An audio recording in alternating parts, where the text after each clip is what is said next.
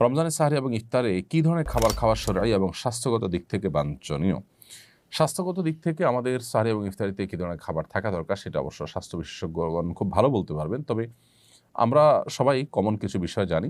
তার মধ্যে থেকে একটা হলো যে ইফতারিতে খুব বেশি ভাজা পোড়া এটা আমাদের স্বাস্থ্যের জন্য মোটেও ভালো নয় এবং এটার কারণে অনেক অস্বস্তিতে আমরা ভুগতে হয়। এর কারণে আমাদের তারাবি, আমাদের রাতভর জেগে ইবাদত বন্দেগী, অন্যান্য এক আমল করে, এমনকি দিনের বেলা রোজা রাখাটা অনেক সময় কষ্টকর হয়ে যায়।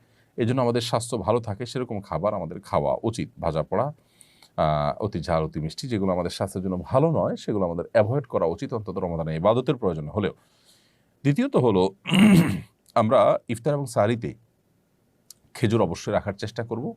এটাতে প্রচুর পরিমাণ খাদ্যশক্তি, এনার্জি যেমন রয়েছে, এমনিভাবে এমন সব খাবার রাখবো, দেশীয় ফল এবং অন্যান্য খাবার যেগুলো সুফল আমাদের শরীরে নানাভাবে ইনশাআল্লাহ আসবে। বিধে আমরা সেদিকটাকে বিশেষভাবে খেয়াল রাখবো, মনোযোগ দিব ইনশাআল্লাহ। এবং খুব বেশি আপনার উদরপূর্ণ করে খেলে ইবাদতবন্দি করতে অসুবিধা হয়, সেটা অস্বস্তির কারণ হয়, সেটা আমাদের স্বাস্থ্যের জন্য খারাপ হয় এবং শরীয়ত ও শিল্পের জন্য আমাদেরকে নিরুৎসাহিত করেছে। সেজন্য আমরা চেষ্টা করব যে সাহরি ইফতারিতে খুব বেশি উদরপূর্ণ করে না খেতে। এই চেষ্টা আমাদের মধ্যে থাকতে হবে। আহমদ সাজিম আপনি লিখেছেন, দিনের বেলা ঘুমানোর পরে স্বপ্নদোষ হলে কি রোজা ভেঙে যাবে? রোজাদার ব্যক্তি দিনের বেলা যদি তিনি ঘুমিয়ে পড়েন এবং দিনের বেলা যদি তার স্বপ্নদোষ হয়, তাহলে এর ফলে তার সিয়াম ভঙ্গ হবে না, তার রোজা ভঙ্গ হবে না, কারণ এটা তার হাতে নয়।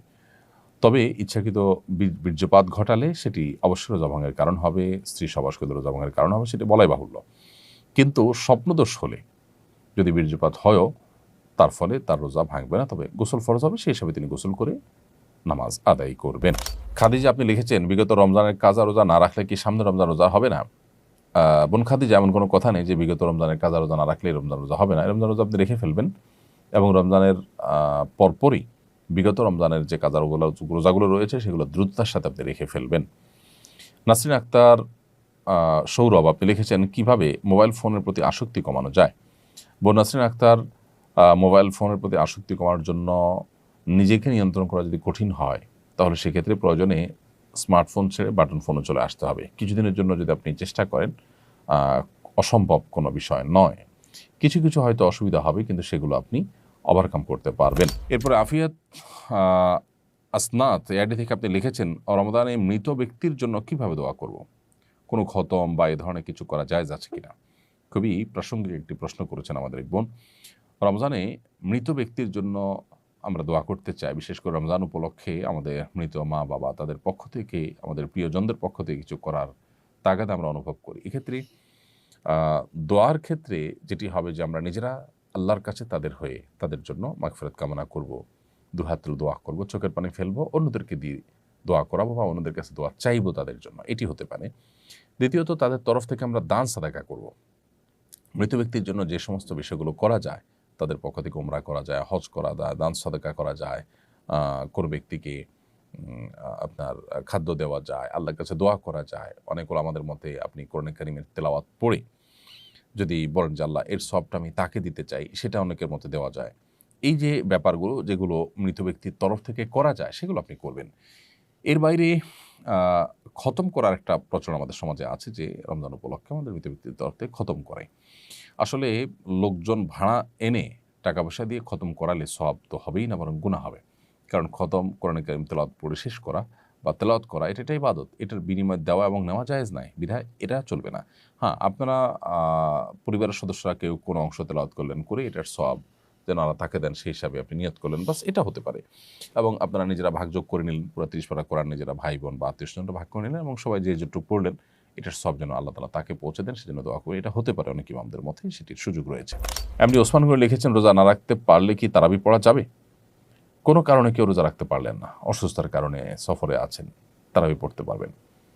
রোজা না রাখতে পারলে তারাবি পড়া যাবে না, ব্যাপারটা এরকম না। আমরা অনেকে রোজার সাথে তারাবিকে এমনভাবে রিলেট করে ফেলেছি যে রোজা না রাখলে বোধহয় তারাবি আর পড়া যাবে না, অথবা কেউ তারাবি না পড়লে তার রোজা হবে না, এরকম কোনো বিষয় নয়। আসলে রোজা একটি ইবাদত আর তারাবি আরেকটা ইবাদত। নবী করিম সাল্লাল্লাহু আলাইহি ওয়াসাল্লাম বলেছেন, মান কামা রমাদান ঈমানান ওয়া ইহতিসাবা গুফিরা লাহু মা তাকাদ্দামা মিন যামবি। যে ব্যক্তি ঈমান এবং ইখলাসের সাথে সিয়াম পালন করবে, তার পূর্বের সমস্ত গুনাহ মাফ করে দেওয়া হবে। ঠিক একই হাদিসে নবী সাল্লাল্লাহু আলাইহি ওয়াসাল্লাম আরও বলেছেন, যে ব্যক্তি ঈমান এবং ইহতিসাব বা ইখলাসের সাথে তারাবি সালাত আদায় করবে, আল্লাহ তাআলা তার পূর্বের সমস্ত গুনাহ মাফ করবেন। ছোটোখাটো গুনার কথা মিন করা হয়েছে। তো এই জন্য আপনি কোনো কারণে রোজা রাখতে যদি নাও পারেন, তারাবির সময় হলে আপনি তারাবির পড়ার সুযোগ সামর্থ্য থাকলে অবশ্যই আপনি তারাবি পড়বেন। আরিফুল ইসলাম মাহিদ আরিফ আপনি লিখেছেন, রোজা রেখে কি অসুস্থ রোগীদের রক্ত দিতে পারবো? আমি এবং আমার টিম বিনামূল্যে ব্লাড ডোনেট করি। উত্তরটা জানতে চাচ্ছি। প্রিয় আরিফুল ইসলাম, আপনি আপনার টিম মানুষকে বিনামূল্যে যে রক্ত দিয়ে থাকেন সেটা অবশ্যই একটি ভালো কাজ, এবং রোজা রেখে যদি রক্ত দিলে আপনি অসুস্থ হয়ে রোজা রাখা কঠিন হয়ে যেতে পারে এরকম কোনো আশঙ্কা না থাকে, তাহলে সেক্ষেত্রে আপনি রোজা রেখে রক্ত দিতে পারেন, কোনো অসুবিধা নেই। রমজানে রোজা রেখে শরীর থেকে রক্ত বের করলে যে রোজা ভেঙে যায় তা কিন্তু নয়। মূলত শরীরে কোনো কিছু প্রবেশ করলে যেটা আমাদের খাদ্য বা আপনার পানীয়ের কাজ দেয়, যেটা আমাদের শরীরে এনার্জি সৃষ্টি করে, অর্থাৎ ক্ষুধা নিবারণ, পিপাসা নিবারণের কাজ দেয়, সেরকম কিছু যদি শরীরে প্রবেশ করে তাহলে সেটা রোজা ভাঙার কারণ হয়। এখানে তো শরীর থেকে বের হয়েছে। এটা যদি স্বাভাবিক হয় যে এক ব্যাগ রক্ত আপনি দিলেন, এর ফলে আপনার রোজা ভাঙতে হবে সেরকম পর্যায়ে আপনি চলে যেতে পারেন, এরকম কোনো আশঙ্কা যদি না থাকে ইনশাআল্লাহ আপনি রক্ত দিতে পারেন। এরপরে প্রশ্ন হলো, রোজা অবস্থায় ইনসুলিন গ্রহণ করা যাবে কি না? রোজা অবস্থায় ইনসুলিন গ্রহণ করা যাবে, কারণ যে ইনসুলিনটা আমরা গ্রহণ করি সেটা আমাদের আসলে পাকস্থলিতে বা পেটের ভেতরে যায় না, খাদ্যের কাজ দেয় না, এটা জাস্ট চামড়ার নিচে এটি থাকে, যার কারণে এই ইনসুলিন আপনি রোজা অবস্থায় গ্রহণ করতে পারবেন। আমিনা আক্তার আপনি লিখেছেন, রোজা অবস্থায় চোখ, নাক ও কানে ড্রপ ব্যবহার করা যাবে কিনা? বোন আমিনা, রোজা অবস্থায় আপনি চোখে ড্রপ ব্যবহার করতে পারেন, কানে ড্রপ ব্যবহার করতে পারেন, তবে নাকে ড্রপ ব্যবহার করতে পারেন না, কারণ নাকের যে ড্রপ সেটা আপনার নাকের ছিদ্র হয়ে কণ্ঠনালী হয়ে আপনার পেট পর্যন্ত যেতে পারে, সেজন্য এটা আপনি করতে পারবেন না। আর চোখ এবং কানের ড্রপ এটা আপনি ব্যবহার করতে পারবেন, কারণ বিশুদ্ধ মত অনুযায়ী, গবেষণা অনুযায়ী চোখ এবং কানে যে ড্রপ ব্যবহার করা হয়ে থাকে সেটা আমাদের পেটে যাওয়ার সম্ভাবনা একেবারেই ক্ষীণ।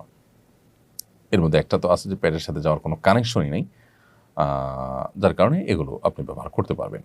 এমডি মারুফ বিল্লাহ আপনি লিখেছেন, সাহরি খেতে না পারলে কি রোজা হবে?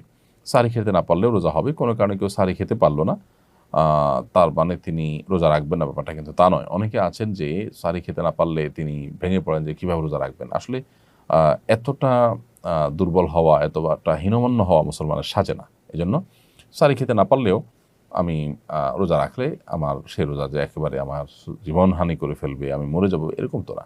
এই জন্য হিম্মত করা দরকার। তাছাড়া সাহরি খাওয়াটা এটা রমজানে রোজার একটা সুন্নত আমল, এর ফলে রোজার মূল স্ট্রাকচার ফরজ বা ওয়াজিব তো আর ছুটছে না, যার কারণে আপনার রোজা হয়ে যাবে।